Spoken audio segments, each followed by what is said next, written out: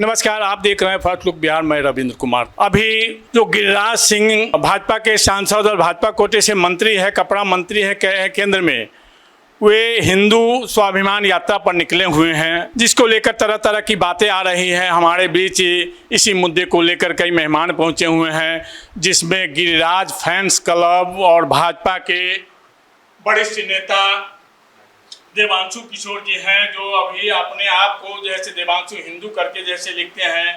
दूसरी तरफ राजनीतिक विश्लेषक प्रोफेसर अरुण कुमार सिंह जी हैं और राजद से अमरिंदर कुमार हैं।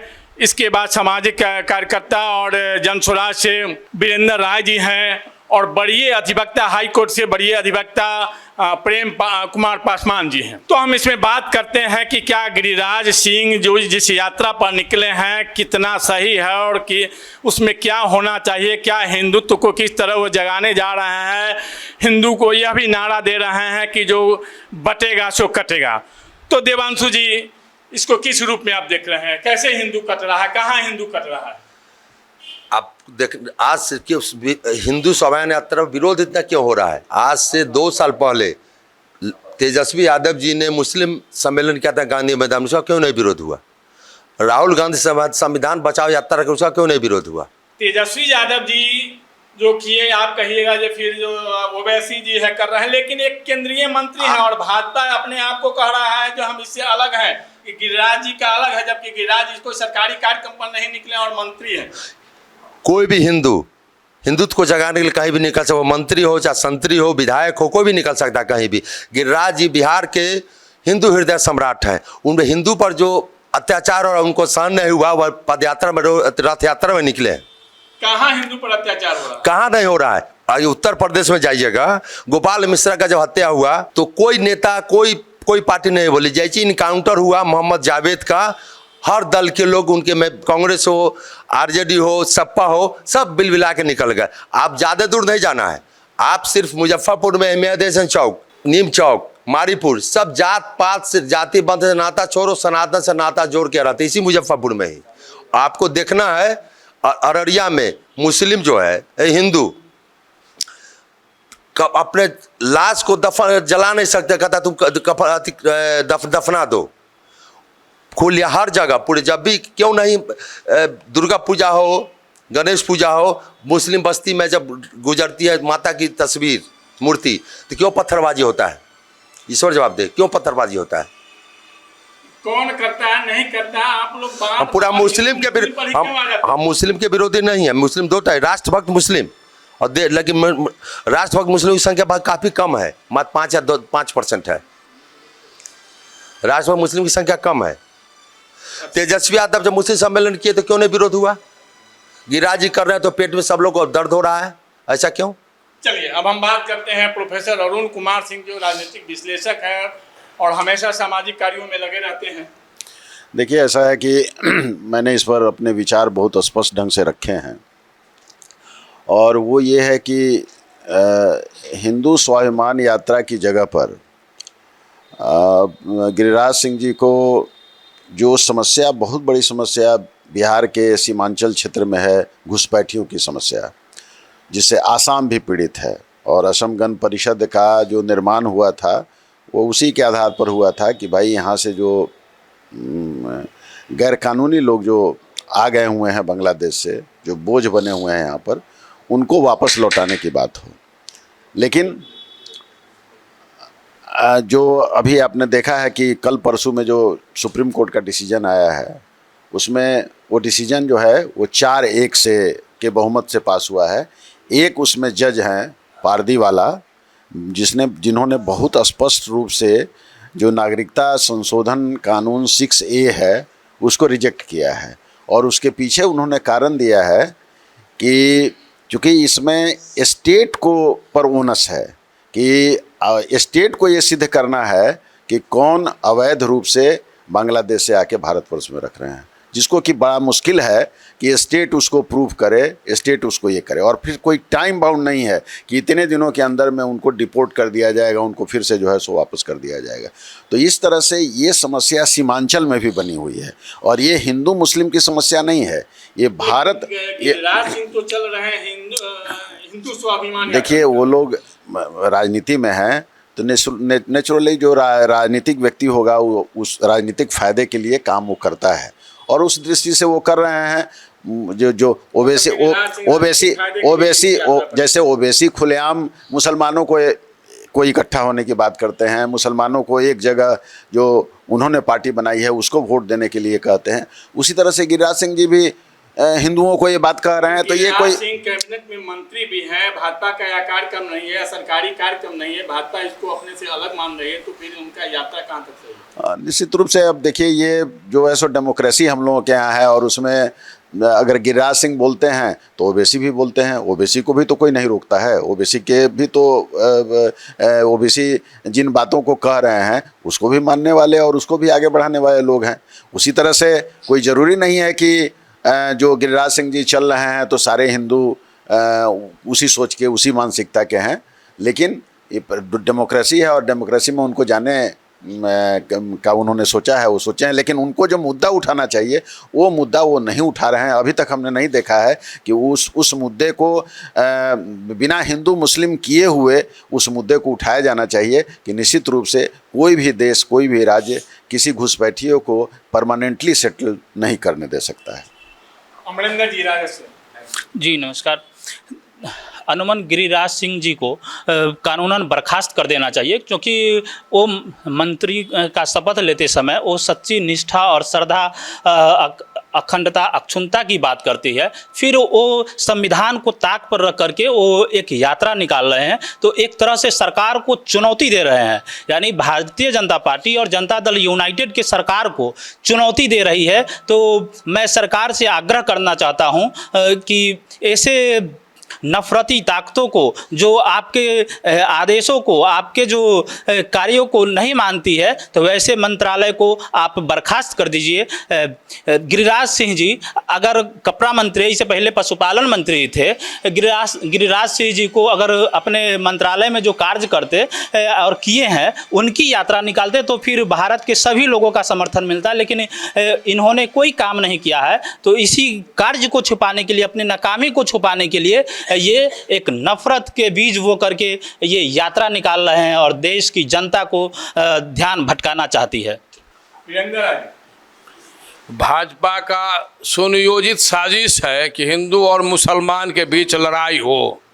सबसे पहले भारत सरकार को गिरिराज सिंह जैसे मंत्री को बर्खास्त कर देना चाहिए, नहीं तो प्रधानमंत्री का इस कार्यक्रम में समर्थन होना चाहिए। भाजपा कहती है कि हमारा समर्थन नहीं है।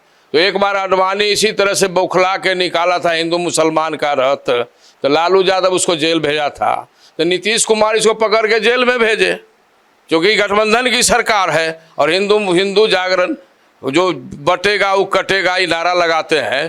कौन हिंदू कहाँ कटा रहा है? जो नहीं भी कटा रहा है उसको कटवाना चाहते हैं। और इनका मुख्य उद्देश्य है कि आगे 1 साल बाद 25 में बिहार में विधानसभा का चुनाव होना है, उससे पहले हर गांव में हिंदू और मुसलमान के बीच नफरत फैल जाए और सांप्रदायिक आग फैल जाए, ताकि हिंदू मुसलमान लड़ता रहे। और इनका तो 3-4 तरह से भाजपा उपयोग, दुरुपयोग, सदुपयोग सब तरह से करती रही है, और आने वाले समय में ये कितने भाजपा के उपयोगी होंगे समय बताएगा। फिर हम बात करते हैं बड़े अधिवक्ता, हाईकोर्ट के अधिवक्ता प्रेम कुमार पासवान जी हैं। क्या गिरिराज सिंह केंद्रीय मंत्री हैं और यह सरकारी कार्यक्रम नहीं है, वह यात्रा पर चल रहे हैं, तो कानूनन रूप से क्या? देखिए, सबसे पहले मैं आपके फर्स्ट लुक बिहार देखने वाले तमाम जो आपके दर्शक हैं उनको नमस्कार करता हूं, प्रणाम करता हूं। सबसे पहले मैं आपको बता दूं कि इनका जो शपथ होता है माननीय मंत्री जी का, वो पढ़ के सुना देता हूं, क्योंकि ये भारत की जनता को जानना जरूरी है।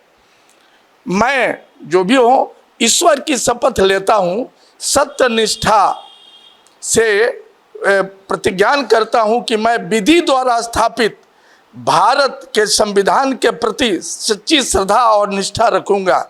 मैं भारत की प्रभुता, अखंडता अक्षुण्ण रखूंगा। मैं संघ के मंत्री के रूप में अपने कर्तव्यों का श्रद्धापूर्वक और शुद्ध अंतःकरण से निर्वाह करूंगा, तथा मैं भय, ध्यान दिया जाए, भय या पक्षपात, अनुराग या द्वेष के बिना सभी प्रकार के लोगों के प्रति संविधान और विधि के अनुसार कार्य करूंगा। लेकिन ये तो हिंदू स्वाभिमान की बात करते हैं। अच्छा, इसमें एक किसी पर भय और बात मानिए, नफरत की बात आप नहीं तो मानिए, एक बात बुझिए, आप भारत के ऑनरेबल और सम्मानित मंत्री हैं। आपको इस देश में रहने वाला तमाम लोग, चाहे वो हिंदू हो, सिख हो, ईसाई हो, मुस्लिम हो, तमाम लोग इस देश के नागरिक हैं, और आप एक जात और एक धर्म कह के भारत के जो गणतंत्र है उसको आप एक तरह से माने आप अपमानित करने का प्रयास कर रहे हैं।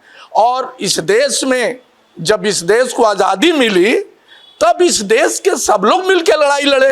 और कुछ भाई हमारे हिंदू देवांशु भाई बोल रहे थे कि फलाने जगह चिल्लाने जगह चले जाइए।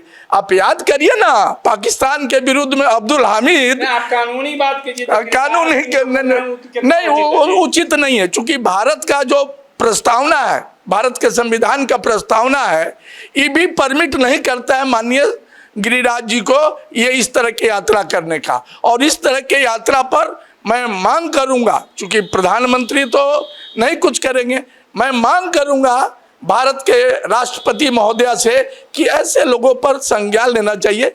चूंकि पूरे विश्व में आपका ये संदेश जाता है, आपके अगल बगल में जो राज्य है, बांग्लादेश है, पाकिस्तान है, गलत मैसेज जाता है।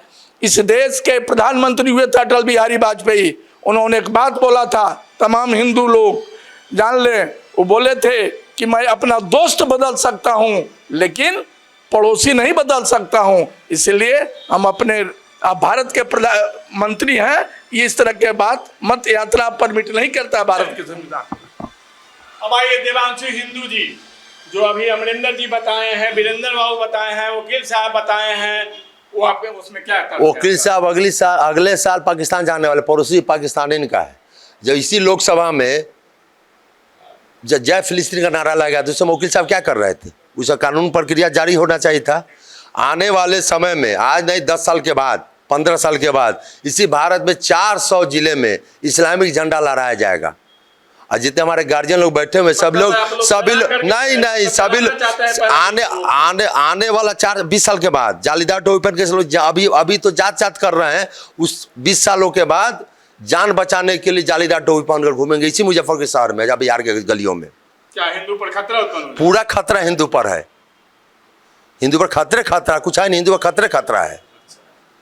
हिंदू को जितने आरजेडी हो, कांग्रेस हो, जातवाद बांट दिया। इसलिए हम लोग का नारा सीधा है, सनातन से नाता, जाति बंद से नाता छोड़ो, सनातन से नाता जोड़ो। अब अमरिंदर जी इस पर आप। हाँ, देवांशु जी का जो स्टेटमेंट था इससे पहले राहुल गांधी जी के संविधान बचाने वाली बातें थी, तो उन पर ये टीका टिप्पणी करके भारतीय जनता पार्टी का चरित्र उजागर हो जाता है कि भारतीय जनता पार्टी जो है वह आरक्षण विरोधी है। पत्थरबाजों पर जो पत्थरबाजी की बात जो कर रहे थे देवांशु जी, बताएंगे कि सरकार किनकी है, पत्थरबाजों पर कार्रवाई कौन करेगी? पत्थरबाजों पर कार्रवाई करने के लिए सरकार स्वतंत्र है, लेकिन सरकार अगर कार्रवाई नहीं करती है तो सरकार अकर्मठता दिखाती है, सरकार कमज़ोर है, निरंकुश है। और देश की संविधान को नहीं मानने वाले गिरिराज सिंह जी पर देशद्रोह का मुकदमा सरकार को करना चाहिए। अगर सरकार देशद्रोह का मुकदमा नहीं करती है तो ये समझा जाएगा कि सरकार जो है वह संविधान का नाशक है। गठबंधन लालू और नीतीश और ये जो लोग पॉलिटिशियन लोग हैं, सब दिन चाहता है कि बिहार का लोग लड़ता रहे, और गिरिराज सिंह को फ्री छोड़ देने का मतलब है कि नीतीश कुमार का भी इशारा है और भाजपा के लोगों का भी इशारा है कि हिंदू मुसलमान कटाए और आगे एनडीए के मतलब सहमति से, जैसे एनडीए का पूरा सहमति है, एनडीए अपना धर्म का पूरा गठबंधन धर्म का पालन कर रहा है और इनडायरेक्ट गिरिराज सिंह को सहयोग कर रहा है। वकील साहब, आप कानूनी पक्ष यहाँ आपसे जानना चाहते हैं। कानूनी पक्ष यही है कि इस तरह के यात्रा को भारत का संविधान और देश का जो कानून इनको परमिट नहीं करता है। दूसरी बात, देखिए हमारे मित्र फिलिस्तीन पर बोल रहे हैं, अभी उत्तर प्रदेश का नाम लिए थे भाई हमारे हिंदू देवांशु भाई, वहाँ पर तो बहुत बड़ा हिंदू सम्राट वहाँ के मुख्यमंत्री हैं, तो लगाइए वहाँ पर फांसी चढ़ा दीजिए, उन लोगों को फांसी चढ़ा देना चाहिए ना। देखिए गिरिराज सिंह, सुनिए एक मिनट, कानूनी पक्ष तो हम बताएंगे। गिरिराज सिंह को हिंदू मुस्लिम से मतलब नहीं है, उनको मतलब है कि जिस जात से बिलोंग कर रहे हैं उस जात में विजय सिन्हा इनसे सुपरसीड हो रहे हैं। ये लड़ाई यहाँ पर हो गई है। तो ये लड़ाई, अब गिरिराज बाबू को तो अपना जातीय और दबंगता भी शो करना है ना, तो हिंदू के नाम पर अपना रथ यात्रा निकाले हुए हैं। अभी तो आप देवांशु भाई मुजफ्फरपुर से था, देवांशु। अब हम आज चलते हैं जैसे प्रोफेसर अरुण कुमार सिंह से जो मतलब कुछ समय में अपना पूरा निचोड़ इस पर बताएं। देखिए, अभी संविधान की बहुत बात चल रही है। मेरा अपना मानना है कि इस देश में संविधान का भी राजनीतिकरण किया जा रहा है। जो राजनीति है वो शुचिता से चलता है, इथिक्स से चलता है। तो यहाँ राजनीति में इथिक्स नाम की चीज़ समाप्त हो गई हुई है। और हमको अगर कोई चीज़ पसंद है, इनका पसंद अगर नहीं आ रहा है, क्योंकि हम दूसरे धारा के लोग हैं, तो हम कहेंगे कि नहीं साहब, इनको जो है सो पार्टी से ये क्या कहा जाता है, मंत्रिमंडल से निकाल दीजिए गिरिराज सिंह को। तो कहने का मतलब ये है कि ये संविधान की चर्चा उर्चा करना, हमारे जैसे लोग इसको बेईमानी मानते हैं, क्योंकि संविधान का माखौल उड़ाते हैं लोग। गिरिराज सिंह को मैंने पहले ही कह दिया है कि गिरिराज सिंह एक पॉलिटिशियन हैं, और गिरिराज सिंह का जो इतिहास रहा है पिछले 10 वर्षों से हम देख रहे हैं, वो 2014 से ही मंत्रिमंडल में है। तो मंत्रिमंडल में वो कम समय देते हैं, ज़्यादा समय वो इस तरह के बयानों में देते हैं, जिसकी कोई ज़रूरत नहीं है हिंदुस्तान में उस तरह के बयानों की।